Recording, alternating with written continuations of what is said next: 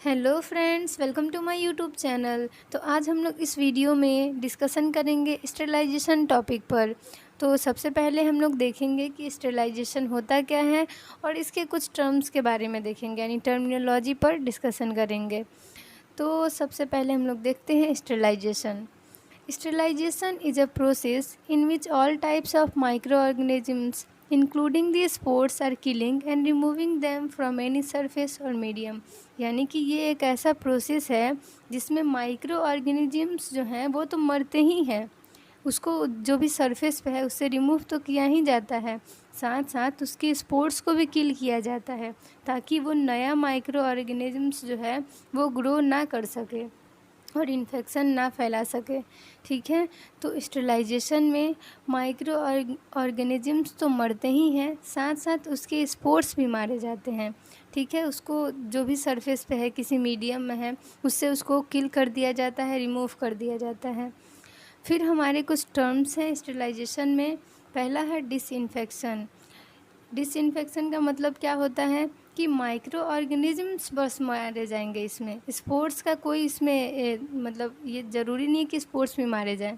ठीक है, और ये कैसे होता है, तो केमिकल और फिजिकल एजेंट से। तो डिसइंफेक्शन हमारा क्या है, it means killing all the micro organisms except spores, यानी जो मैंने बताया कि स्पोर्स को छोड़कर माइक्रो ऑर्गेनिजम्स अगर मर गए हैं तो वो डिसइंफेक्शन कहलाएगा, by exposing them directly to the chemical और फिजिकल एजेंट्स। ठीक है, उसको एक्सपोज करेंगे, जो भी एजेंट है, फिजिकल और केमिकल एजेंट हैं। ठीक है, तो उससे हमारा क्या होगा, ये मर जाएंगे। ठीक है, डिसइंफेक्शन हो जाएगा। जैसे सोडियम हाइपोक्लोराइड जो है वो भी एक केमिकल है। ठीक है, तो सोडियम हाइपोक्लोराइड जब हम लोग डालते हैं तो उससे डिसइंफेक्शन होता है। और हम लोग साइडेक्स में, अगर साइडेक्स जो है ग्लूटरल्डिहाइड का 2% ग्लूटरल्डिहाइड, उस सॉल्यूशन में भी अगर हम लोग तुरंत डीप करके इंस्ट्रूमेंट निकालते हैं तो उस टाइम बस डिसइंफेक्शन होता है, यानी बस माइक्रो ऑर्गेनिजम्स ही मारे जाते हैं, वो स्टेरिलाइजेशन नहीं होता है। ठीक है, अब हम लोग देखेंगे एंटीसेप्टिक्स क्या होते हैं। Chemical disinfectants which can safely be applied to living tissues and are use to prevent infection by inhibiting the growth of micro organisms. यानी ये क्या है, केमिकल डिसइंफेक्टेंट्स है जो कि हमारा किस में अप्लाई किया जा रहा है, लिविंग टिश्यू पे। यानी एंटीसेप्टिक्स जो है वो हमारे कहाँ अप्लाई किए जाते हैं, बस लिविंग टिश्यू पे, डेड टिश्यू पे ये अप्लाई नहीं होंगे। ठीक है, तो ये हमारे क्या होते हैं कि लिविंग टिश्यू पे अप्लाई होंगे, जैसे स्किन हो गया या फिर कहीं घाव है उस पर अप्लाई करेंगे ताकि वहाँ पे इन्फेक्शन ना हो सके, जो माइक्रो ऑर्गेनिजम्स हैं, जो पैथोजन है, वो ग्रो ना कर पाए। ठीक है, पैथोजन क्या होता है, ऐसा माइक्रो ऑर्गेनिजम्स जो कि हमारा इन्फेक्शन कॉज करे। ठीक है, अब हम लोग देखेंगे asepsis, techniques by which the occurrence of infection into an uninfected tissue is prevented.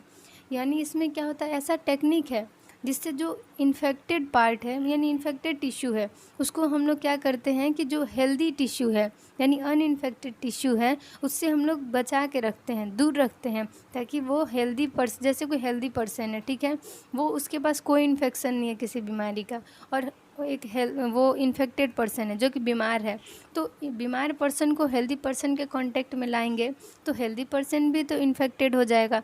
तो वही बोल रहा है कि एसेप्सिस, यानी ऐसा टेक्निक जिससे हम लोग हेल्दी पर्सन को, हेल्दी टिश्यू को हम लोग इन्फेक्टेड टिश्यू से प्रोटेक्ट करते हैं, इन्फेक्शन प्रिवेंट करते हैं।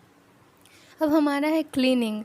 क्लीनिंग क्या है, it is a process which removes visible contamination but does not necessarily destroy micro organisms. यानी क्लीनिंग क्या है, जैसे घर में हम लोग पोछा लगा देते हैं, किसी भी इंस्ट्रूमेंट को हम लोग धो दिए, ठीक है, तो वो बस उसका क्लीनिंग हुआ। स्टेरिलाइजेशन करेंगे तब ना उसका माइक्रो ऑर्गेनिजम्स मारे जाएंगे अच्छे से स्पोर्ट्स के साथ। It is a necessary prerequisite for effective disinfection और स्टेरिलाइजेशन। यानी हम लोग कोई भी प्रोसेस कर रहे हैं, डिसइंफेक्शन करें या स्टेरिलाइजेशन करें, उसमें हम लोग को क्लीनिंग करना पड़ेगा। यानी हम लोग सर्जरी करते हैं, ठीक है, सर्जरी करवाएं प्रोसेस, तो फिर क्या होता है कि इंस्ट्रूमेंट जो है उसमें ब्लड लगाए, उसको क्लीन किए, तो वो हमारा क्लीनिंग हो गया। उसके बाद उसका जो भी उस पर माइक्रो ऑर्गेनिज्म है, इन्फेक्शन है, वो कैसे मारे जाएंगे, वो जब हम लोग डिसइंफेक्शन करेंगे, स्टेरिलाइजेशन करेंगे तब मारे जाएंगे। तब जाके वो इन्फेक्शन फ्री होगा।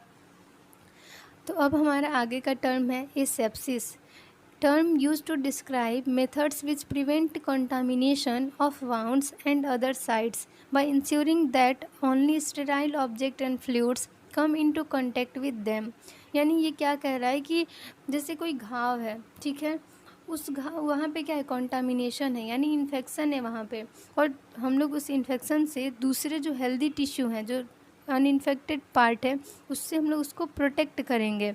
वो कैसे इंश्योर करेंगे, जैसे हम लोग कोई कैन्यूला भी डालते हैं, वीगो डाल रहे हैं, कैन्यूला डाल रहे हैं, इंजेक्शन किसी को दे रहे हैं, ठीक है, यानी कोई भी बाहरी चीज़ हमारे स्किन के अंदर जा रहा है, ठीक है, तो उसको हम लोग ये ध्यान देंगे कि वो स्टेराइल हो, यानी पैथोजन फ्री हो। यानी वो पैथोजन फ्री होगा तो कोई भी इन्फेक्शन कॉज नहीं करेगा। यानी मतलब हम लोग क्या ध्यान देंगे एसेप्सिस में कि कोई भी स्टेराइल ऑब्जेक्ट ही, कोई भी स्टेराइल इंस्ट्रूमेंट ही हमारे स्किन के जो अंदर के पार्ट हैं, मसल्स हैं, स्किन के अंदर कोई कैनुला डाल रहे हैं, तो वो सभी चीज़ें हम लोगों को इन्फेक्शन ना कॉज करें, ठीक है, स्टेराइल होने चाहिए, यानी कोई इन्फेक्शन ना हो इसमें, ठीक है, कोई माइक्रो ऑर्गेनिज्म जो हार्मफुल हो हम लोग के लिए वो हमारे बॉडी के अंदर ना जाए। तो अब हम लोग देखेंगे कि हम लोगों को स्टेरिलाइजेशन की ज़रूरत क्यों होती है, ठीक है, वाई वी नीड स्टेरिलाइजेशन। तो सबसे पहला पॉइंट है इसमें, micro organisms capable of causing infections are constantly present in the external environment and on the human body.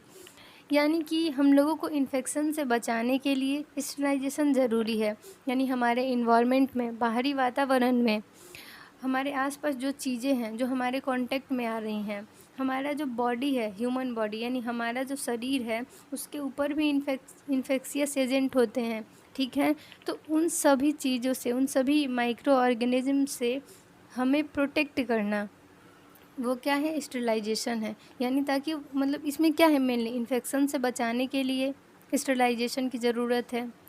फिर दूसरा पॉइंट है हमारा, micro organisms are responsible for contamination and infection. ये जो माइक्रो ऑर्गेनिज्म होते हैं वो क्या करते हैं, कंटामिनेशन करते हैं और फिर इन्फेक्शन कॉज करते हैं। यानी हम लोग हेल्दी हैं, हम लोगों को बीमार कर देंगे, जो बीमारी नहीं है वो भी बीमारी हो जाएगी, हम लोगों को इन्फेक्शन होने लगेगा, ठीक है, हम लोग अनहेल्दी हो जाएंगे हेल्दी से। फिर इसमें थर्ड पॉइंट है हमारा, तीसरा point, the aim of sterilization is to remove और डिस्ट्रॉय दैम फ्रॉम मटेरियल और फ्रॉम सरफेस। यानी स्टेरिलाइजेशन का मेन गोल क्या है, एम क्या है, यानी लक्ष्य कहते हैं हिंदी में, लक्ष्य क्या है, ठीक है, तो इसका मेन लक्ष्य है कि हम लोगों को क्या करना है कि स्टेरिलाइजेशन के थ्रू जो भी सरफेस है, जो भी मटेरियल हम लोग यूज कर रहे हैं, ठीक है, वो सभी स्टेराइल होने चाहिए, यानी माइक्रो ऑर्गेनिज्म से फ्री होने चाहिए, ठीक है। स्टेरिलाइजेशन के थ्रू उन सभी को किल कर दिया जाता है और रिमूव कर दिया जाता है, हटा दिया जाता है, ठीक है। तो ये हमारा स्टेरिलाइजेशन हुआ। स्टेरिलाइजेशन क्यों ज़रूरी है, तो इन्फेक्शन कॉज ना करे, इन्फेक्शन फ्री करने के लिए, और फिर कोई बीमारी ना हो, माइक्रो ऑर्गेनिज्म जो है उसे किल करने के लिए और रिमूव करने के लिए किसी भी मटेरियल, किसी भी सरफेस से। फिर हमारा आता है क्लासिफिकेशन। तो क्लासिफिकेशन में हम लोग देखेंगे कि ये कितने टाइप के होते हैं, यानी कितने मेथड होते हैं स्टेरिलाइजेशन में। तो सबसे पहला हमारा फर्स्ट है फिजिकल मेथड, सेकंड है केमिकल मेथड एंड थर्ड है हमारा रेडिएशन मेथड। तो हम लोगों ने अभी देखा कि स्टेरिलाइजेशन के 3 मेथड होते हैं, फिजिकल, केमिकल और रेडिएशन। तो अब हम लोग इसमें देखेंगे फिजिकल मेथड ऑफ स्टेरिलाइजेशन। तो जो हमारा स्टेरिलाइजेशन का फिजिकल मेथड है उसमें भी 2 मेथड हैं, ठीक है। फर्स्ट है ड्राई हीट और सेकंड है मॉइस्ट हीट। तो ड्राई हीट में भी 3 प्रोसेस आते हैं, फर्स्ट है फ्लेमिंग, दूसरा है इंसिनरेशन और हमारा तीसरा है हॉट एयर ओवन। और हमारे मॉइस्ट हीट में क्या होता है कि इसमें बॉइलिंग और ऑटोक्लेविंग 2 प्रोसेस आते हैं। तो ड्राई हीट में मेनली हमारा क्या है, कोई भी वाटर, कोई भी मॉइस्चर इसमें नहीं होगा, वाटर का यूज़ नहीं होगा, मेनली हीट इसमें वर्क करेगा, ठीक है। और मॉइस्ट हीट में क्या है कि इसमें वाटर का यूज करेंगे, यानी यहाँ पे स्टीम से काम होगा, ठीक है। तो ये हमारे फिजिकल मेथड हैं जिसमें 2 हैं, ड्राई हीट और मॉइस्ट हीट। अब हम लोग इसमें देखेंगे ड्राई हीट में फ्लेमिंग। तो फ्लेमिंग क्या है, it is the ancient method of sterilization. यानी ये बहुत ही प्राचीन समय से मतलब प्राचीन काल में यूज किया जाता था, यानी पहले के समय में इसको यूज में लाते थे स्टरलाइज करने के लिए ऑब्जेक्ट्स को। फिर हमारा दूसरा है, this method is generally used for those articles which are used immediately. यानी सर्जरी हो रही है, यानी ऑपरेशन चल रहा है और हम लोगों को मतलब इमीडिएटली तुरंत ही कोई इंस्ट्रूमेंट की ज़रूरत पड़ गई, ठीक है, तो उस टाइम हम लोग क्या करेंगे, तो अनस्टेराइल जो इंस्ट्रूमेंट है उसको कैसे स्टेलाइज करेंगे, तो इंस्ट्रूमेंट को हम लोग क्या करेंगे, instrument tip become red hot with the help of burner. यानी फ्लेमिंग में क्या होता है, बर्नर का यूज करते हैं। बर्नर जो होगा उसके ऊपर इंस्ट्रूमेंट को हम लोग उसके फ्लेम पर ऐसे पास करेंगे और फिर उसको हम लोग यूज़ में लाने के लिए दे देंगे, ठीक है, जहाँ ज़रूरत है वहाँ दे देंगे। Only sharp pointed instruments can be sterilized. यानी फ्लेमिंग के थ्रू बस शार्प इंस्ट्रूमेंट्स ही स्टेलाइज हो सकते हैं। यानी शार्प पॉइंट में क्या है, जैसे में हम लोग क्या करते हैं, जो इंस्ट्रूमेंट होते हैं, सीजर हो गया या फिर स्किन हुक हो गया, तो ये सब जो इंस्ट्रूमेंट है शार्प पॉइंटेड है। अगर हम लोग इसे फ्लेमिंग से करते हैं तो इसके शार्पनेस पर कोई इफ़ेक्ट नहीं आएगा, ठीक है। Heat sensitive elements keep away from this method. यानी फ्लेमिंग में क्या होता है, बर्नर है उसके फ्लेम पर, जैसे हम लोग कोई आग जला रहे हैं, आग के ऊपर कोई जैसे ग्लव्स हो गया, दस्ताने हो गए, प्लास्टिक के होते हैं, कोई प्लास्टिक मटेरियल हो गए, तो उसको अगर हम लोग पास करते हैं तो क्या हो जाएगा, गल जाएगा, एकदम वो मेल्ट कर जाएगा। तो वही बोल रहे हैं कि फ्लेमिंग पे हम लोग हीट सेंसिटिव एलिमेंट्स को, जैसे लेप्रोस्कोपिक ट्यूब होते हैं उसमें लेंस होते हैं, ऑप्टिक डिवाइसेज होते हैं वही, तो वो सब क्या होंगे, अगर इससे पास करते हैं तो वो क्या हो जाएंगे, मतलब बेकार हो जाएंगे, टूट जाएंगे ज़्यादा अगर उस पर टेम्परेचर हुआ तो हमारा ये हुआ फ्लेमिंग प्रोसेस। अब हम लोग देखेंगे इंसिनरेशन। इंसिनरेशन क्या है, तो it is use to destroy pathogenic material like dressing, amputated part of body etc. यानी इसका हम लोग यूज करते हैं पैथोजेनिक मटेरियल को डिस्ट्रॉय करने के लिए। तो पैथोजेनिक मटेरियल में हमारा क्या आता है, तो पैथोजेनिक मटेरियल में जैसे कि हमारे शरीर का कोई पार्ट, कटा छटा पार्ट, ठीक है। एम्प्यूटेड पार्ट मीन्स क्या, हमारे बॉडी का कोई कटा पार्ट, यानी ऑपरेशन होती है तो जो इन्फेक्टेड पार्ट होता है उसे हम लोग कट करके निकाल देते हैं, तो वो हमारे बॉडी का एम्प्यूटेड पार्ट हुआ जो कि इन्फेक्शियस है, दूसरे को इन्फेक्शन हो सकता है उससे। और जो ड्रेसिंग हुए, यानी गॉज पीस, कॉटन पैड्स या फिर टॉवेल, मतलब ये सब जो भी हैं जो कि ब्लड से कांटेक्ट में आ रहे हैं, इन्फेक्टेड हैं, तो वो सारी चीज़ें पैथोजेनिक मटेरियल होती हैं। उन सबको स्टेलाइज हम लोग कैसे करते हैं, तो इंसिनरेशन प्रोसेस है और इंसिनरेटर जो है वो यूज किया जाता है, ठीक है। और इसमें सेकंड पॉइंट है हमारा, this process is done in incinerator. यानी इंसिनरेशन प्रोसेस में हम लोग इंसिनरेटर का यूज करेंगे और फ्लेमिंग प्रोसेस में हम लोग बर्नर का यूज करेंगे, ठीक है। तो इंसिनरेटर का थर्ड पॉइंट है, it is a process in which materials are burned and converted into ash. यानी किसी भी चीज़ को हम लोग जलाते हैं तो राख हो जाता है, ठीक है। तो इसमें भी क्या होगा, इंसिनरेटर में हम लोग अगर ये सारी चीज़ें पैथोजेनिक मटेरियल जो हैं हमारे, उन सबको अगर बर्न करते हैं तो वो भी तो राख बन जाएगा जल के, ठीक है। इम्पॉर्टेंट यूज क्या है इंसिनरेशन का, तो important use of incineration is that it reduces volume of waste by 20 to 30% of original volume. यानी मान के चलिए जो वेस्ट है हमारा, ठीक है, पैथोजेनिक मटेरियल जो भी निकले उनका वेस्ट मतलब समझे तो कितना 50 है, ठीक है। मान के चलिए 100 kg है वेट उसका, और उसको अगर हम लोग बर्न करते हैं तो वो राख के फॉर्म में, यानी राख बन जाएगा, ठीक है। तो उसका वॉल्यूम जो है 20 to 30% डिक्रीज कर जाएगा, ठीक है। तो मान के तो कितना बचेगा, 20 से 30 किलो बचेगा ज़्यादा से ज़्यादा जलने के बाद, तो वो तो उसका वॉल्यूम कम हो गया ना। तो वही बोल रहा है कि इंसिनरेशन जो प्रोसेस है वो काफ़ी बेटर है, ताकि उतने सारे जो वेस्ट है कहीं भी रखेंगे तो वो हमारा सरफेस एरिया भी तो कुछ तो एरिया कवर करेगा, जब उसको बर्न कर देंगे तो वो कम एरिया कवर करेगा, ठीक है, उसका वॉल्यूम डिक्रीज कर जाएगा। तो अब हमारा थर्ड है, जो हमारा फिजिकल मेथड था उसमें दो थे, ड्राई हीट और मॉइस्ट हीट। ड्राई हीट में 3 थे, flaming, incineration and hot air oven. तो अब हम लोग हॉट एयर ओवन देखेंगे। It is a close chamber with perforated racks in which immersion rod is fitted for warming of chamber. The rod is connected with electric supply a fan is present for distribution of hot air in whole chamber. यानी इसमें क्या होते हैं कि एक closed chamber है, जैसे washing machine हम लोग देखे हैं उसी की तरह एक क्लोज्ड चैम्बर है, उसमें रेक्स बने होते हैं, ठीक है। जैसे हमारे यहाँ कबर्ड होते हैं, ठीक है, वैसे उसमें रेक्स बने हुए हैं ताकि हम लोग सामान रख सकें। वैसे ही एक क्लोज्ड चैम्बर है जिसमें रेक्स बने होते हैं।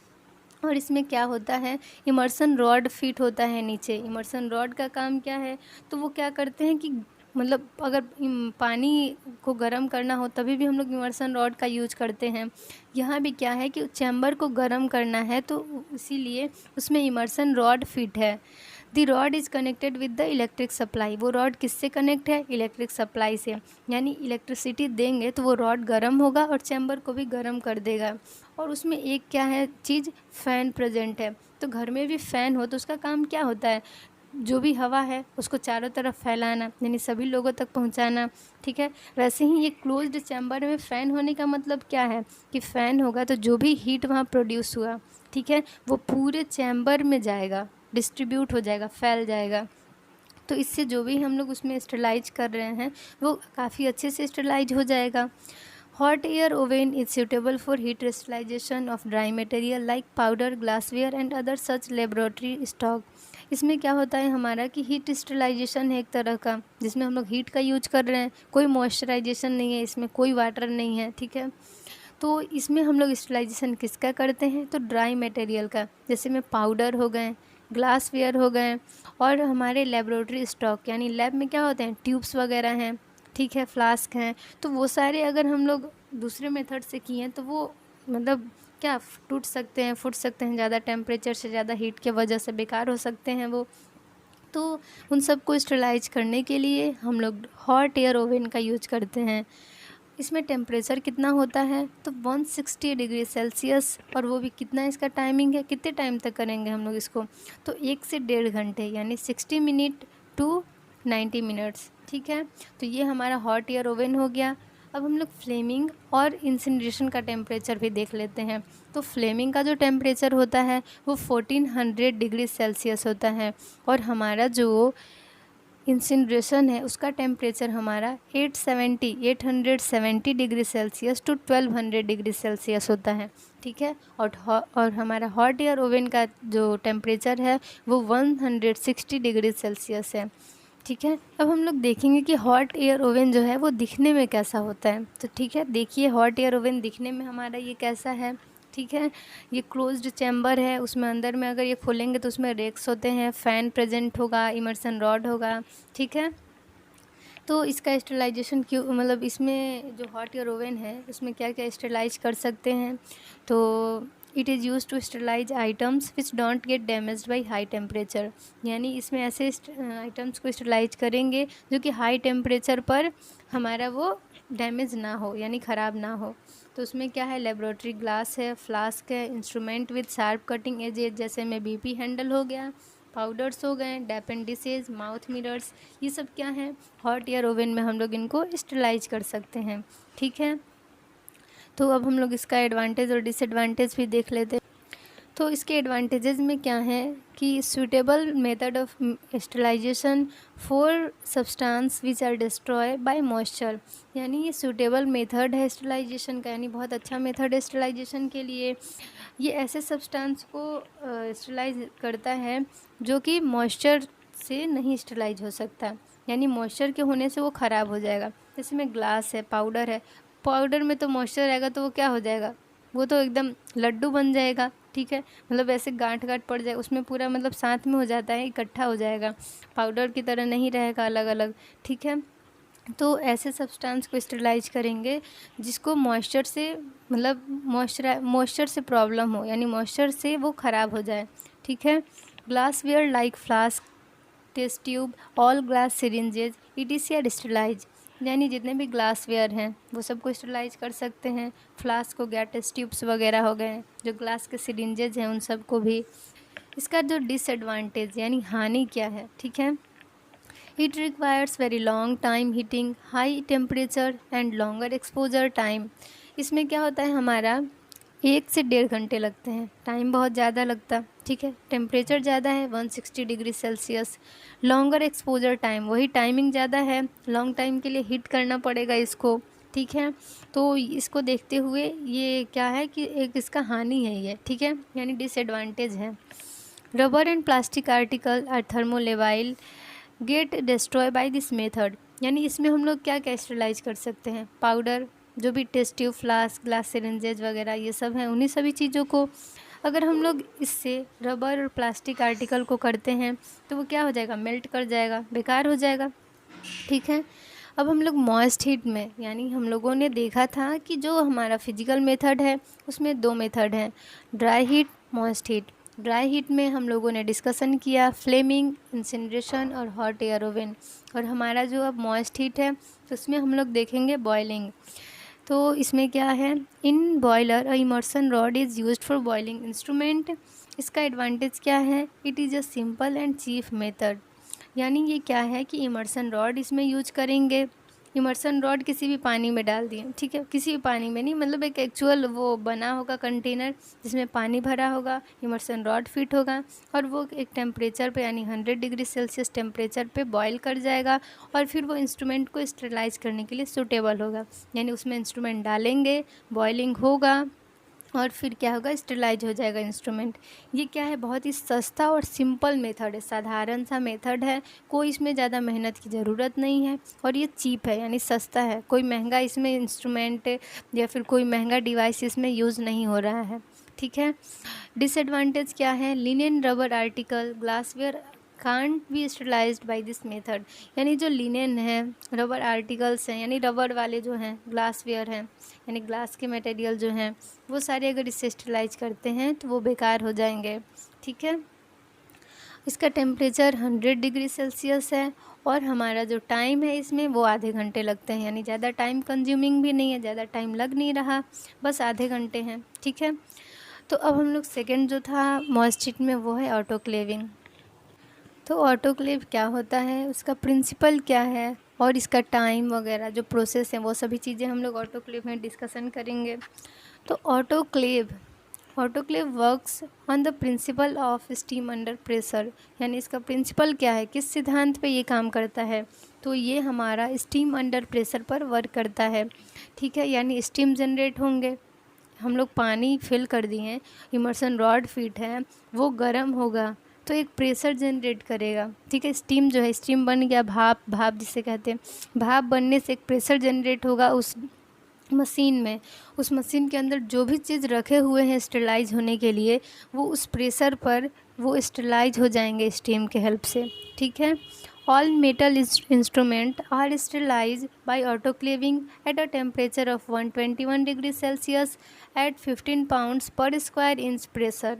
ठीक है, यानी सारे इंस्ट्रूमेंट इससे स्टेरिलाइज हो सकते हैं। ठीक है, टेम्परेचर कितना होगा, 121 डिग्री सेल्सियस और हमारा इसका प्रेशर जो होगा वो होगा 15 पाउंड्स PSI, यानी 15 pounds per square inch pressure. तो हम लोग देखेंगे कि ये ऑटोक्लेव टाइम कितना लेता है। ठीक है, तो ऑटोक्लेव का जो होल्डिंग टाइम है वो 45 मिनट्स है, यानी इसको सबसे पहले अगर हम लोग इंस्ट्रूमेंट वगैरह फिट करते हैं, पूरा प्रोसेस स्टार्ट करते हैं, तो जब तक वो टेम्परेचर अचीव नहीं करता तब तक 45 मिनट वेट करते हैं हम लोग। ठीक है, 45 मिनट तक वो अपना टेम्परेचर प्रेशर अचीव कर लेगा और फिर क्या होता है कि 15 to 20 मिनट्स जो टाइम है वो स्टेरिलाइजेशन होता है। ठीक है, there are mainly 2 types of autoclave, यानी यहाँ पे 2 टाइप होते हैं ऑटोक्लेव के। फर्स्ट है हमारा वर्टिकल ऑटोक्लेव और सेकेंड है हमारा हॉरिजॉन्टल ऑटोक्लेव। तो हॉरिजॉन्टल ऑटोक्लेव जो है वो ज़्यादा सूटेबल होता है।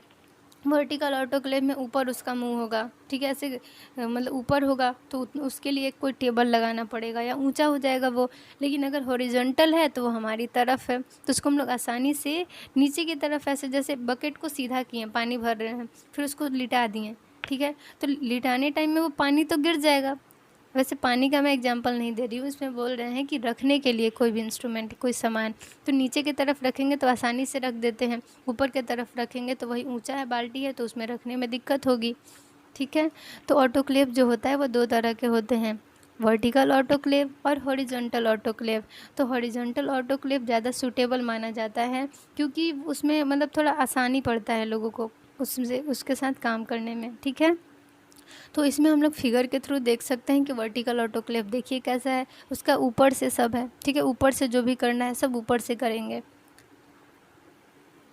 और ये हमारा हॉरिजॉन्टल ऑटोक्लेव है। तो हॉरिजॉन्टल ऑटोक्लेव में आप देख सकते हैं कि यहाँ पे इसके तरफ जो यहाँ पे लॉक लगा है, लॉक है हमारा जो वो नीचे के तरफ है, तो आसानी से उसमें हम लोग रख सकते हैं, ठीक है। अब हम लोग देखेंगे कि ऑटोक्लेविंग का प्रोसेस क्या होता है। तो सबसे पहले हम लोग क्या करते हैं, articles are vast packed in drum, check the electric and water supply, now water inlet and outlet checked, fill the water above the immersion rod.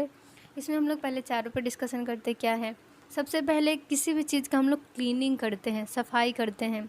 तो जो भी इंस्ट्रूमेंट हैं, आर्टिकल्स हैं, ठीक है, जो भी सामान है उसको हम लोग सबसे पहले धोएंगे, सुखवाएंगे, ड्राई करेंगे, फिर उसको ड्रम में पैक कर देंगे, ठीक है। ड्रम होते हैं अलग तरह के, ठीक है, वो उसमें होल्स वगैरह प्रेजेंट होते हैं, तो उस ड्रम में हम लोग पैक कर देंगे। और फिर क्या करते हैं कि जो ऑटोक्लेव मशीन है उसका हम लोग इलेक्ट्रिक और वाटर सप्लाई चेक कर लेंगे कि सही से है या नहीं है। फिर हम लोग वाटर जहाँ से आ रहा है और जहाँ से निकल रहा है उसको भी चेक कर लेंगे, यानी वाटर इनलेट और आउटलेट को चेक कर लेंगे। फिर हम लोग आगे देखेंगे कि इमर्सन रॉड, मैंने बताया था इमर्सन रॉड पानी को भी गर्म करता है और ऐसे भी हीटिंग पर्पज़ के लिए यूज करते हैं। तो इमर्सन रॉड का हम लोग वहाँ देखेंगे कि जब पानी भरा हो वो इमर्सन रॉड से ऊपर हो, ठीक है। अब हम लोग देखेंगे कि wicking tape on the drum and perforation is open of the drum, place drum in autoclave chamber on the racks with biological indicator. यानी विकिंग टेप क्या होता है, एक तरह का केमिकल इंडिकेटर है जो कि हमारा वाइट कलर का होता है, लेकिन अगर स्टरलाइजेशन हो गया तो वो किस में चेंज होता है, ब्राउन कलर में हो जाएगा, ठीक है। तो ये केमिकली इंडिकेट करता है कि हमारा स्टरलाइजेशन अच्छे से हो गया। तो विकिंग टेप को हम लोग, जो ड्रम है जिसमें सारा आर्टिकल हम लोग पैक कर दिए वॉश करने के बाद, तो उस पर हम लोग उस ड्रम पे विकिंग टेप को चिपका देंगे। और हम लोग एक चीज़ ध्यान देंगे कि चैम्बर में वो जो ड्रम है उसको रखने से पहले उसका जो परफोरेशन हो, जो होल हो, वो ओपन होना चाहिए। फिर क्या करते हैं कि ऑटोक्लेव का जो चैम्बर है उसमें रेक्स बने होते हैं, उस रेक पर हम लोग ड्रम को रख देंगे। किसके साथ रखेंगे, तो बायोलॉजिकल इंडिकेटर को रखेंगे। यानी हम लोग हर जगह दो प्लान लेके चलते हैं, अगर एक से काम नहीं हुआ तो दूसरा तो हो ही जाएगा, ठीक है।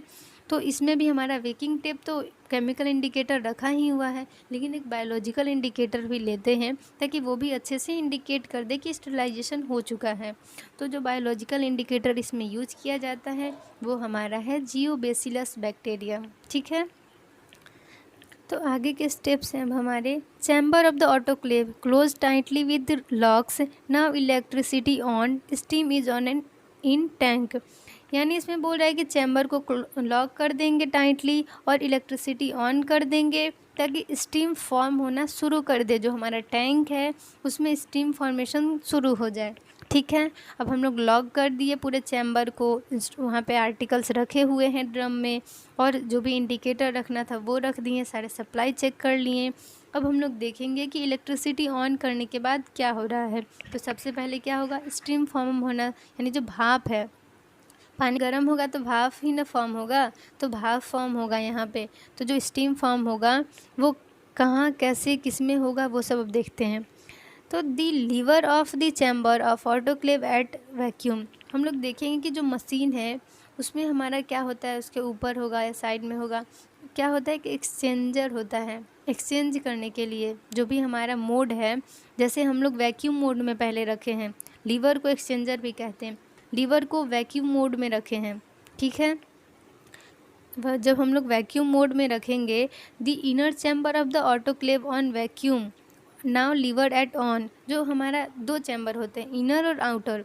तो जो हमारा अंदर का चैम्बर है वो हमारा वैक्यूम पर है और लीवर को अब हम लोग वैक्यूम से हटाकर ऑन कर देते हैं।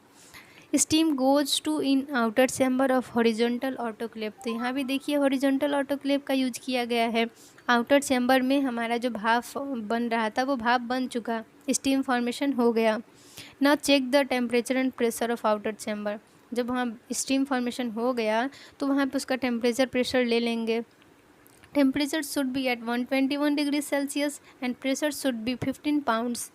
प्रेशर कितना है 15 पाउंड्स PSI और टेम्परेचर कितना है 121 degree Celsius. Now lever at on sterilisation, steam goes to flow in inner chamber of autoclave. तो जब हमारा आउटर चैम्बर में टेम्परेचर अचीव कर लिया, प्रेशर अचीव कर लिया, तो हम लोग देखते हैं कि जो हमारा लीवर है वो सबसे पहले वैक्यूम पर था, फिर ऑन हुआ, फिर अब स्टरलाइजेशन पे कर देंगे ताकि जो हमारा भाप है वो इनर चैम्बर में भी जा सके। After reaching the temperature and pressure same to the outer chamber time is noted. यानी बाहर और अंदर, इनर और आउटर चैम्बर जब दोनों में टेम्परेचर प्रेशर सेम हो जाएगा तो हम लोग उस टाइम को नोट कर लेंगे, यानी किस टाइम पे हमारा जो दोनों चैम्बर का टेम्परेचर प्रेशर है वो इक्वल हो गया, सेम हो गया। अब हमारा जो आगे का स्टेप है क्या है, जब हमारा आउटर और इनर चैम्बर दोनों में टेम्परेचर अचीव कर लेता है, प्रेशर अचीव कर लेता है, तो फिर क्या होता है कि only 15 to 20 minutes sterilisation is done. Now electricity is off, steam forming is stopped, now exhaust is started, emergency steam outlet out the steam very fast. अब क्या करेंगे, 15 से 20 मिनट स्टरलाइजेशन होने देंगे, ठीक है। इलेक्ट्रिसिटी को ऑफ़ कर देंगे ताकि हमारा अब जो भाप है वो ना बने, स्टीम फॉर्मेशन ना हो। अब हम लोग एक्सहॉस्ट को स्टार्ट कर देंगे। इमरजेंसी स्टीम आउटलेट से हमारा फिर क्या होगा, जो भी एक्सहॉस्ट है, ठीक है, वो सारा बाहर निकलने लगेगा। जो भी भाप है वहाँ बना हुआ, ठीक है, वो सारा धीरे धीरे क्या हो जाएगा, बाहर निकलने लगेगा, क्योंकि स्टरलाइजेशन तो हो रहा है, हो चुका, ठीक है। Lever at on slow exhaust then on drive. पहले हम लोग स्लो एक्सहॉस्ट पे करेंगे, फिर उसको क्या कर देंगे, नॉर्मल कर देंगे, तेज़ कर देंगे, ठीक है। Now the chamber is open and biological indicator out from this, then drum is carefully hold and pick out from the chamber, perforation is closed, articles date time is noted on the wicking tape. क्या करेंगे कि chamber को open किए, biological indicator के साथ में drum को भी बाहर निकाल लेंगे केयरफुली, क्योंकि वो गर्म होता है, उसको बाहर निकाल लेंगे चैम्बर से। उसका परफोरेशन स्टरलाइजेशन से पहले रखने टाइम में ओपन था ताकि उसमें स्टीम अच्छे से स्टरलाइज कर दें, ठीक है। लेकिन जब हम लोग उसको निकालते हैं चैम्बर से तो उस टाइम में वो बंद होना चाहिए, क्लोज होना चाहिए, ताकि कोई भी पैथोजन माइक्रो ऑर्गेनिज्म जो है वो उसमें एंटर ना कर पाए, ठीक है।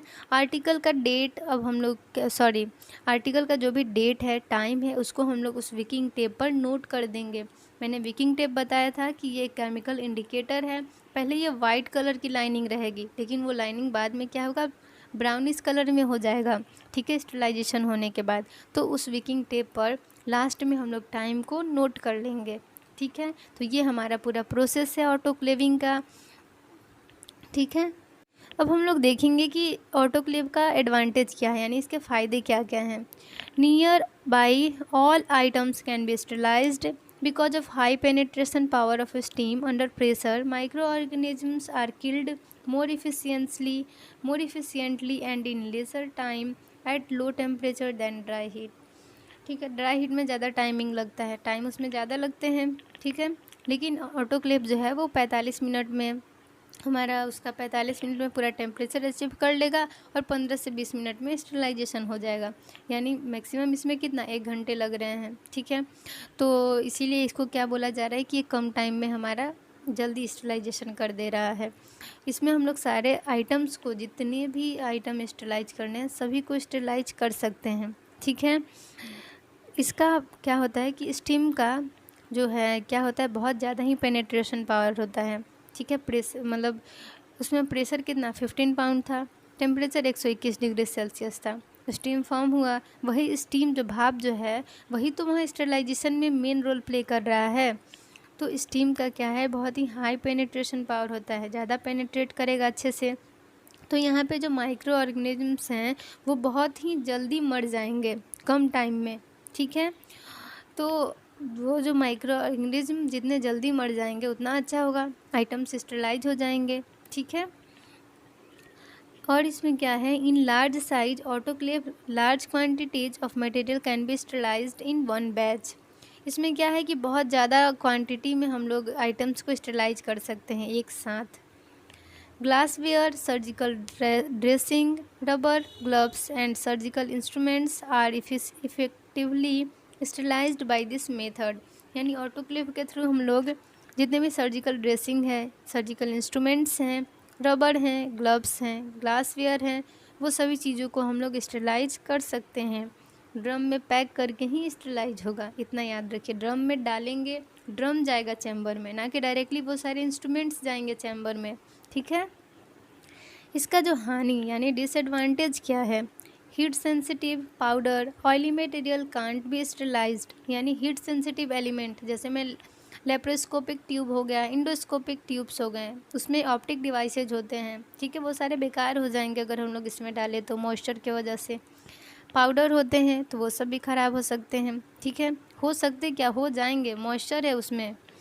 ऑयली मटेरियल भी इसमें स्टेरिलाइज नहीं हो सकते, बेकार हो जाएंगे सारे। तो अब हम लोग देखेंगे कि कौन कौन सी प्रिकॉशंस हमें मतलब सावधानियां इसमें बरतनी पड़ेगी ऑटोक्लेव में। Always indicate the drum before placing it in the chamber. Before placing the drum, perforation of drum should be open. After sterilisation, perforation should be closed. इसमें क्या करते हैं, पहले इंडिकेट कर देंगे ड्रम को चैम्बर में रखने से पहले। ड्रम अगर हम लोग स्टेलाइज होने से पहले रखते हैं चैम्बर में, ठीक है, उसका परफोरेशन ओपन होना चाहिए, होल ओपन होगा। स्टेलाइजेशन होने के बाद क्या होता है, परफोरेशन को बंद कर देना है, क्लोज कर देना है। वाटर जो है वो इमर्सन रॉड के ऊपर ही भरा जाना चाहिए।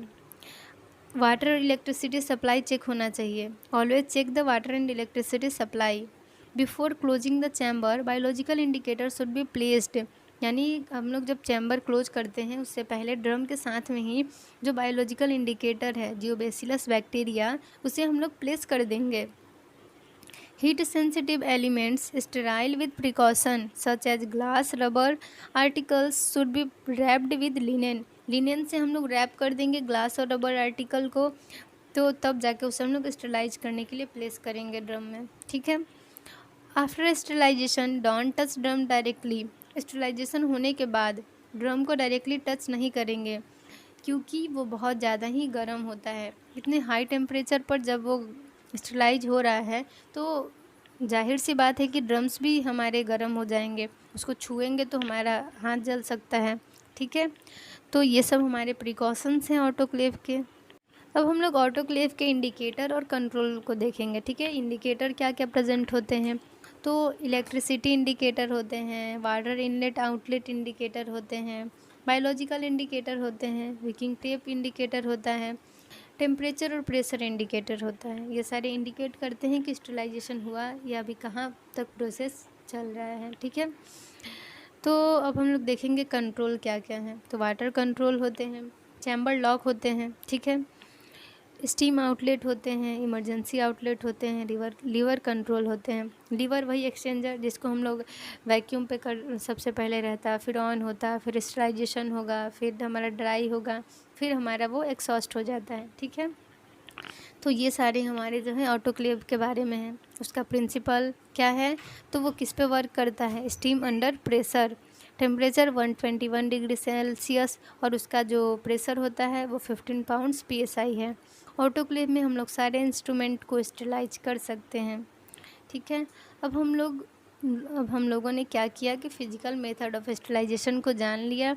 अब हम लोग देखेंगे केमिकल मेथड ऑफ स्टेलाइजेशन। तो ये भी 3 टाइप के होते हैं, 3 तरह के होते हैं ये। सबसे पहला हमारा है सॉलिड, दूसरा है लिक्विड, और हमारा तीसरा है गैस।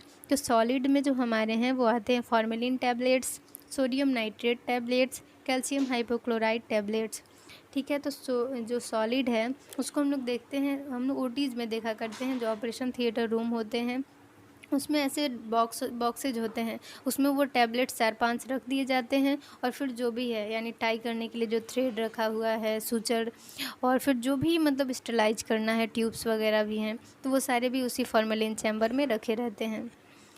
अब हमारा लिक्विड में क्या है, लिक्विड में सेवलन स्प्रिट बीटाडीन, जिसे हम लोग पेंटिंग के लिए, स्क्रबिंग के लिए यूज करते हैं, साफ़ सफाई के लिए, सर्जरी से पहले। फॉर्मेलिन सॉल्यूशन होते हैं, लाइजोल होते हैं, KMnO4 यानी पोटेशियम परमैंगनेट होता है जो कि पिंक कलर का होगा। कार्बोलिक एसिड को हम लोग दूसरे नाम से किस दूसरे नाम से जानते हैं, तो वो हमारा है फिनॉल। ब्यूटाल्डिहाइड सॉल्यूशन, तो इसे 2% ग्लूटाल्डिहाइड हुआ तो वो साइड एक्स होता है, ठीक है। तो सॉलिड, लिक्विड और तीसरा हमारा है गैस। गैस में हमारा आता है फॉर्मेलिन गैस, इथिलीन ऑक्साइड यानी EO, ठीक है, H2O2 यानी हाइड्रोजन पेरोक्साइड वेपर, ये सारे हमारे गैस में आते हैं। गैस केमिकल स्टरलाइजेशन में ही हमारा प्लाज्मा मशीन भी आता है, जो कि बहुत ही अभी एडवांस टेक्निक है, न्यू मतलब अभी नया नया आया है। उसमें हम लोग सारी चीज़ों को स्टरलाइज कर सकते हैं। चलिए प्लाज्मा मशीन के बारे में मैं एक अलग से वीडियो बनाऊंगी, ठीक है।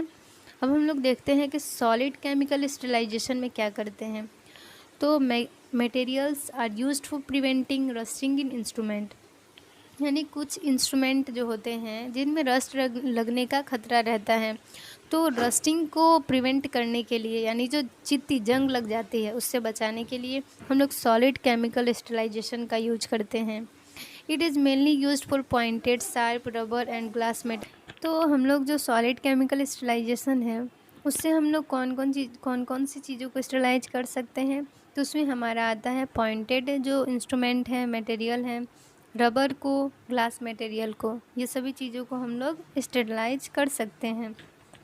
अब हमारा लिक्विड केमिकल स्टरलाइजेशन है। तो लिक्विड केमिकल स्टरलाइजेशन में हम लोग क्या करते हैं कि it is used for cleaning, sterilisation and disinfection of instrument, wards, OT and wound dressing ETC। तो इसमें सेवलन स्प्रेड बीटाडीन का हम लोग किस लिए करते हैं, ड्रेसिंग के लिए भी यूज करते हैं। फिर हम लोग उसको पेंटिंग के लिए, यानी ऑपरेशन से पहले जिस पार्ट की सर्जरी करनी है उसको हम लोग सफाई करते हैं, यानी साफ़ सफाई वहाँ होता है, यानी वहाँ पे हम लोग पेंटिंग करेंगे, स्क्रबिंग करेंगे, ठीक है, ताकि इन्फेक्शन ना वहाँ हो। तो हम लोग ओटी को भी क्लीन करने के लिए यूज करते हैं, जैसे हमारा यहाँ पे हो गया कार्बोलिक एसिड, फॉर्मल्डिहाइड सॉल्यूशन। तो फॉर्मेलिन ये फॉर्मेलिन जो होता है उसका यूज हम लोग ओटी रूम को स्टरलाइज करने के लिए भी करते हैं, ठीक है। फ्यूमिगेटर होता है उसके थ्रू, फ्यूमिगेटर मशीन के थ्रू। अब हम लोग देखेंगे लिक्विड केमिकल स्टरलाइजेशन में जो सेवलन है उसके बारे में, ठीक है। सेवलन क्या होता है? It is the mixture of cetrimide and chlorhexidine, यानी ये मिक्सचर किस किस का है, यानी किस किस चीज़ों से ये बना है, कंपोजिशन क्या है इसका मेनली, तो स्टेरिमाइड और chlorhexidine. This solution is used for cleaning, skin preparation and wound cleaning ETC। इसका हम लोग यूज करते हैं साफ़ सफाई, क्लीनिंग के लिए, और फिर हमारा स्किन प्रिपरेशन के लिए, यानी जो सर्जरी होती है उससे पहले हम लोग स्किन को प्रिपेयर करते हैं ताकि वहाँ कोई इन्फेक्शन ना हो जाए, ठीक है। फिर हम लोग वाउंड क्लीनिंग के लिए भी यूज करते हैं, यानी कहीं घाव हो गया या फिर कहीं इंजरी हो जाती है तो वहाँ पे हम लोग उसको सेवलॉन से क्लीन करते हैं। फिर don't cause etching and burning, यानी जो सेवलॉन होता है उसके अगर हम लोग उसका यूज करते हैं तो वहाँ पे ना जलन होगा, ना ही कोई इरिटेशन होगा, हम लोगों को खुजली नहीं होगी, ठीक है। When it is used for wound cleaning and mixed with water solution. तो जब हम लोग इसको घाव को साफ़ करने के लिए यूज करते हैं तो सेवलॉन को हम लोग वाटर के साथ मिक्स कर लेते हैं, ठीक है, ताकि वो थोड़ा डाइल्यूट हो जाए। थोड़ा कॉन्सेंट्रेटेड होने से वहाँ पे प्रॉब्लम हो सकती है। स्प्रिट अब हमारा है कि it is alcohol based solution. ये क्या है? अल्कोहल बेस्ड सॉल्यूशन है। तो ये किस किस फॉर्म में पाया जाता है? तो it is found in the form 50%, 70%, 90% alcohol solution. After researching that spirit is irritable solution, nowadays it is not used for open wound। Research के बाद पता चला ये कि स्प्रिट जो है वो इरिटेशन कॉज करता है, यानी वो वहाँ पे जलन देने लगेगा। जैसे कहीं घाव है, वहाँ स्प्रिट अगर हम लोग डालते हैं तो वो वहाँ पे बहुत जलन देगा पेशेंट को। या हम लोग का कहीं कट हो जाता, कहीं कट जाता, अगर हम लोग स्प्रिट से सैनिटाइज करते हैं हाथ को तो वहाँ पे क्या जलन होने लगता है। तो ये क्या है? इरिटेबल होता है।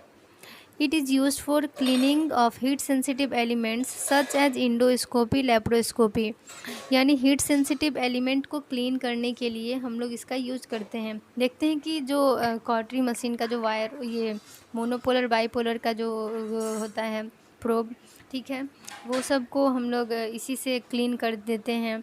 इंडोस्कोपी, लेप्रोस्कोपी जो ट्यूब होते हैं उसको भी हम लोग स्प्रिट का स्वैब लेके और फिर उससे हम लोग क्लीन करते हैं, स्टरलाइज करते हैं।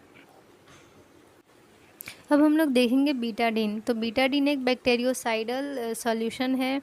It is made up of povidone iodine solution. ये किससे बना होता है? तो पोविडोन आयोडीन सॉल्यूशन है। It is found in form 70% 90% iodine solution.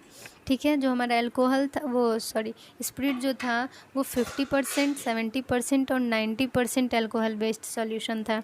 और जो हमारा बीटाडीन है वो 70% 90% आयोडीन सॉल्यूशन है।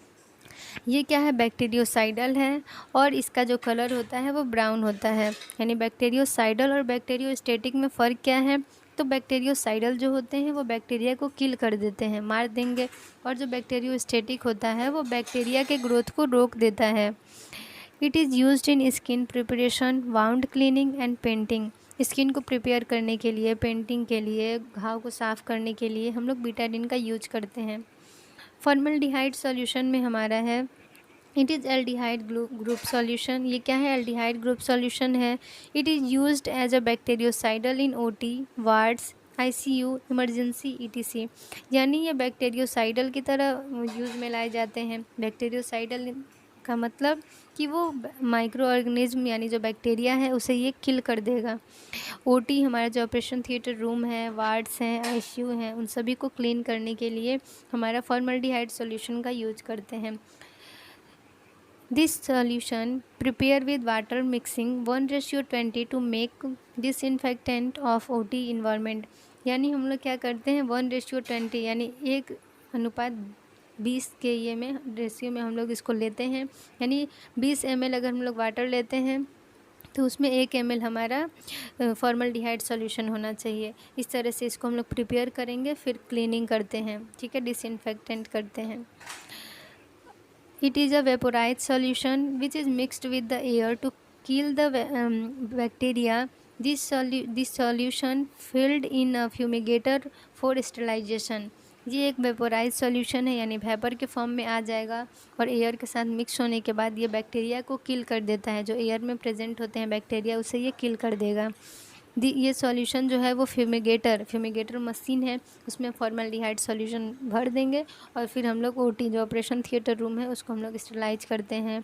जो आईसीयू रूम है, इंटेंसिव केयर यूनिट आईसीयू, उसको हम लोग क्या करते हैं, उसको भी स्टरलाइज करते हैं। अब हमारा देखेंगे कि लाइजोल क्या है। It is a citric alcohol based solution which is used for the OT cleaning. It is mixed with water solution for clean the OT table, floor, door, CRN, etc। तो ये क्या है? साइट्रिक अल्कोहल बेस्ड सॉल्यूशन है जिसका use हम लोग करते हैं ओटी क्लीनिंग के लिए। यानी ओटी में जब पोछा लगता है, साफ़ सफाई होता है, उसमें भी लाइजोल का यूज कर सकते हैं। और ये वाटर के साथ मिक्स करते हैं और फिर हम लोग क्लीन करते हैं। ओटी का जो फर्श है, फ्लोर है, जो टेबल है, कुछ भी हो उसको हम लोग इससे साफ़ कर सकते हैं, क्लीन कर सकते हैं। जो हमारा सीआर मशीन है, सीआर मशीन क्या है? वो हम लोगों को लाइव इमेज देता है, लाइव एक्सरे देता है।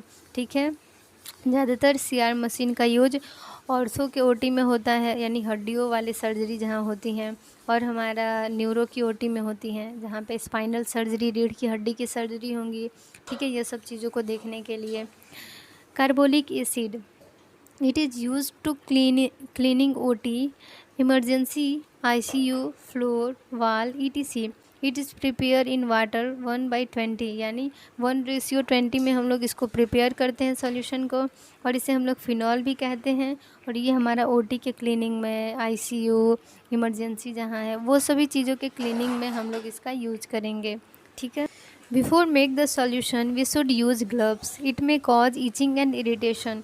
जो कार्बोलिक एसिड होता है वो बहुत ही एसिडिक नेचर का होता है। ठीक है, एसिड है ही वो, अगर वो कहीं भी गिरता है हाथ पैर में तो वो वहाँ पे जला देगा, बहुत वहाँ पे जलने लगेगा। ठीक है, जलन होगी, वहाँ पे दिक्कत होने लगेगी, घाव बन जाएगा। इसीलिए हम लोग को उसमें केयरफुली काम करना चाहिए कार्बोलिक एसिड के साथ।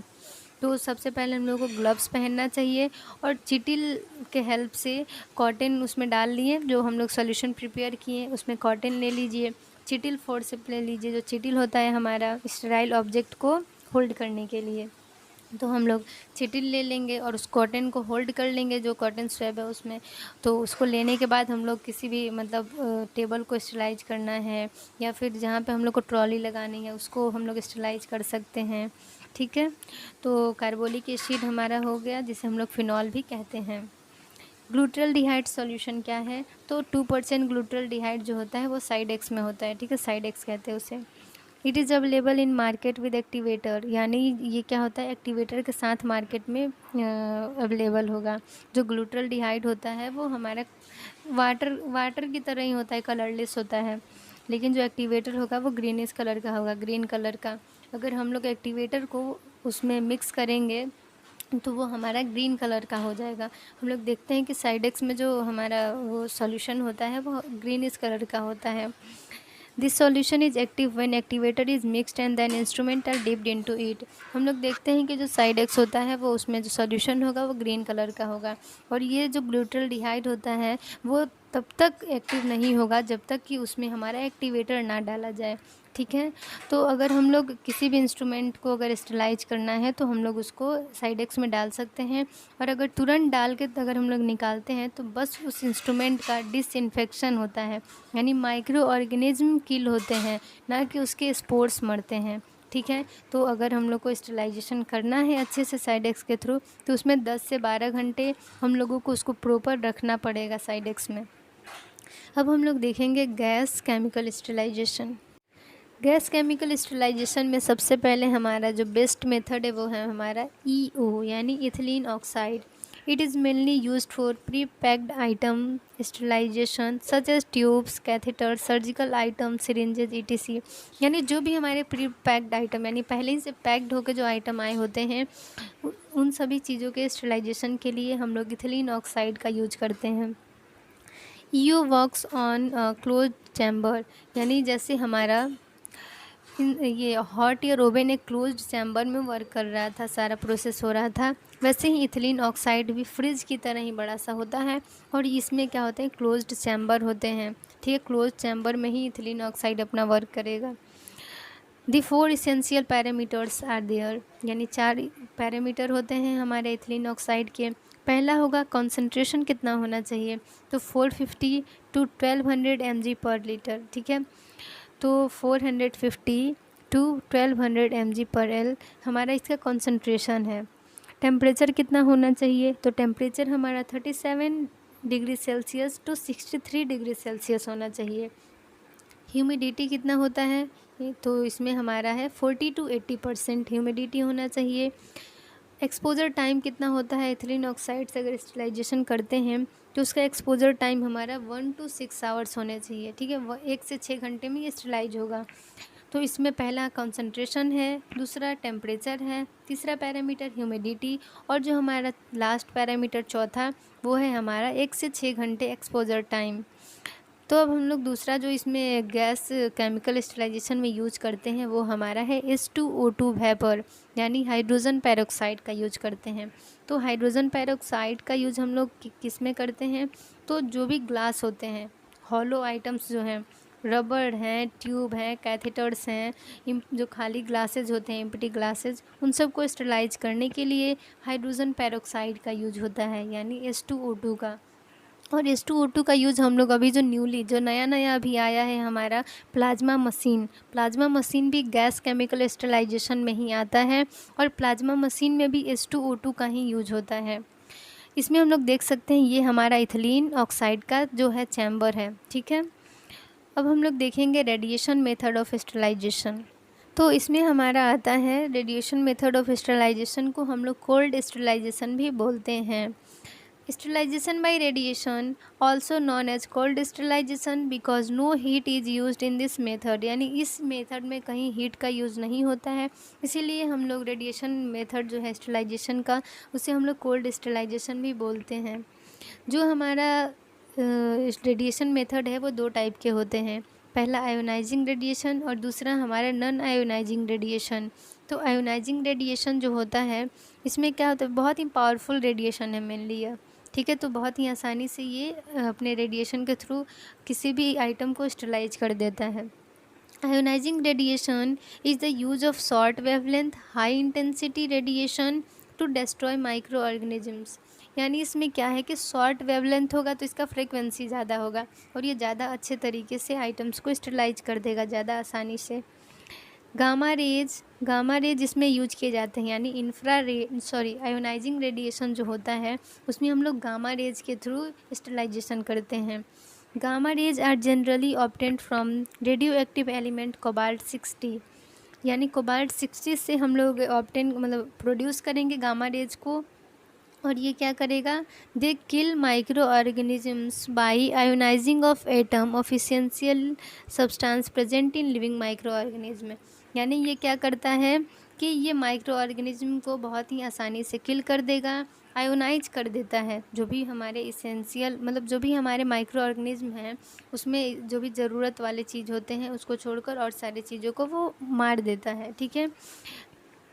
तो इसमें क्या होगा, हमारा नॉन आयोनाइजिंग रेडिएशन अब हमारा दूसरा तरीका है इसमें रेडिएशन मेथड में। पहला आयोनाइजिंग था, तो आयोनाइजिंग मेथड में हमारा था हम गामा रेज का यूज करके उसमें स्टरलाइजेशन हो रहा था। कोबाल्ट 60 से प्रोड्यूस किए गामा रेज, और गामा रेज क्या करता है, आयोनाइज कर देता है माइक्रो ऑर्गेनिज्म को और फिर वो उसको किल कर देगा, ठीक है। अब नॉन आयोनाइजिंग रेडिएशन में हमारा क्या होता है कि इसमें लॉन्गर वेवलेंथ वाले एनर्जी का यूज करते हैं जिसका लो फ्रेक्वेंसी होता है और इसका ज़्यादा वेवलेंथ होता है, लॉन्गर वेवलेंथ होता है। तो इसमें हमारा दो आता है, इंफ्रारेड और हमारा यूवी रेज, अल्ट्रावायलेट रेज। तो इंफ्रारेड में हमारा क्या होता है, used for rapid mass sterilization of pre packed item such as syringes and catheters ETC। यानी प्री पैक्ड आइटम के स्टरलाइजेशन के लिए हम लोग तो इथिलीन ऑक्साइड का ही यूज करते हैं, ठीक है, लेकिन हम लोग इंफ्रारेड का यूज उसमें क्यों कर रहे हैं। तो इसमें हमारा एक बेनिफिट है कि बहुत ज़्यादा हम लोग प्री पैक्ड आइटम्स को ज़्यादा क्वांटिटी में एक ही साथ स्टरलाइज कर सकते हैं इंफ्रारेड रेज के थ्रू। अब हमारा यूवी रेज आता है, तो अल्ट्रावायलेट रेज जो है वो क्या होता है, सनलाइट से मिलता है हम लोग को। और सनलाइट किस में आता है, फिजिकल मेथड में आता है, लेकिन हम लोग इसको रेडिएशन में ले रहे हैं क्योंकि यूवी रेज एक रेडिएशन है, ठीक है। UV rays are used for disinfecting enclosed areas such as laboratories, operation theatres ETC। यानी OT को OT को स्टरलाइज करना है तो हम लोग यूवी रेज से स्टरलाइज कर सकते हैं, लैब को स्टरलाइज करना है उसको भी कर सकते हैं, जो भी क्लोज्ड एरिया है उसे हम लोग स्टरलाइज कर सकते हैं यूवी रेज के थ्रू, ठीक है। अब हम लोग देखेंगे अल्ट्रासोनिक क्लीनिंग, यानी अल्ट्रासोनिक वाशर भी एक एडवांस मशीन है, ठीक है। उससे भी हम लोग स्टरलाइज कर सकते हैं इंस्ट्रूमेंट को। वो क्या करता है, कितने हर्ट्ज फ्रीक्वेंसी पर वर्क करता है, तो वो हमारा 15 to 20। और अल्ट्रासोनिक वाशर जो है वो एक स्पंज की तरह काम करता है, यानी ये क्या करता है कि जो भी आर्टिकल स्टरलाइज कर रहे हैं उसमें हमारे कॉटन सटे हो या फिर ब्लड सटे हों, कोई भी उससे हो सटे हुए कॉन्टामिनेंट्स, ठीक है, तो उसको क्या करेगा कि वो सब एब्जॉर्व कर लेगा और जो हमारे आर्टिकल्स हैं, जो भी इंस्ट्रूमेंट्स हैं, वो सारे क्या हो जाएंगे कि स्टरलाइज हो जाएंगे, यानी वो क्लीन हो जाएंगे, ठीक है। और जो नॉर्मल टाइमिंग होता है अल्ट्रासोनिक क्लीनिंग का वो हमारे 20 मिनट्स हैं, यानी 20 मिनट में हमारा स्टरलाइजेशन हो जाएगा। और 15 से 20 हर्ट्ज जो है उसका फ्रीक्वेंसी है, ठीक है। इसमें हम लोग डी आयोनाइजिंग वाटर का यूज करते हैं अल्ट्रासोनिक वाशर में, DI यानी डी आयोनाइज्ड वाटर का यूज करेंगे हम लोग किसके लिए, अल्ट्रासोनिक क्लीनिंग में। इसका जो फ्रीक्वेंसी है वो 15 से 20 हर्ट्ज है, जो टाइम है नॉर्मल टाइमिंग जो है वो हमारा 20 मिनट है। ये एक स्पंज की तरह काम करता है और इसमें वेव जनरेट होते हैं जिसे हम लोग फ्रीक्वेंसी का नाम दे रहे हैं। 15 से 20 हर्ट्ज का जो फ्रीक्वेंसी का वेव है वो जनरेट होगा और स्पंज की तरह एक्ट करके सारे जो भी कॉन्टामिनेंट्स हैं यानी ब्लड जो लगे हुए हैं उसे क्लीन कर देगा, वो एब्जॉर्व कर लेगा और हमारा जो आर्टिकल है, जो भी इंस्ट्रूमेंट है मेटल के, वो सारे क्लीन हो जाएंगे, स्टरलाइज हो जाएंगे। आप लोग ये देख सकते हैं कि ये हमारी प्लाज्मा मशीन है जो कि बहुत ही एडवांस टेक्निक है, यानी भी नई नई आई हुई है और ऑटोक्लेव से ये महंगी मिलती है। ये प्लाज्मा मशीन देखिए, उसमें रेक्स बने हुए हैं, ये हमारा चैम्बर है अंदर में, और ये यहाँ पे जो है, यहाँ पे ये जो साइड में है, ये देखिए अंदर, ये इसी में सारे रेक्स बने हुए हैं। और इंस्ट्रूमेंट को एक सेल्फ जो स्टेराइड पाउच होता है, जो ये हमारा वाइट दिख रहा है, उसमें पोर्स होते हैं, ठीक है। इसी पैक में पैक कर देते हैं इंस्ट्रूमेंट को और इस पेपर में जो पोर्स होते हैं उसके थ्रू अंदर में सेंटर करते हैं और स्टरलाइज करते हैं। ये सब जो दिख रहा है ये इंडिकेट है, यानी ओपन करना है, डोर को क्लोज करना है, भी करना है वो यहाँ से करेंगे। और यहाँ पे हमारे जो S2O2 के एम्पुल्स होते हैं, उसके जो कैसेट होते हैं वो स्टरलाइज होने के बाद यहीं पे आके वो ये पूरा हमारा अल्ट्रासोनिक ये प्लाज्मा मशीन है। ये जो यहाँ पे छोटा सा होल जैसा ये दिख रहा है, ये हमारा S2O2 का जो एम्पुल होता है यानी जो कैसेट होते हैं वो यहीं पे रहते हैं। कैसेट का यूज़ होने के बाद ये जो साइड में इधर दिख रहे हैं, इसके जो पीछे हैं वहाँ पे वो सारे कैसेट्स यूज़ होने के बाद गिर जाते हैं। देखिए इसी में ये सारा जो हमारा साइकिल चलता है, जो हमारा एक साइकिल चलेगा वो 52 मिनट का होगा, 2 साइकिल चलेगा वो हमारा पूरा 72 मिनट्स के होंगे, 72 मिनट के।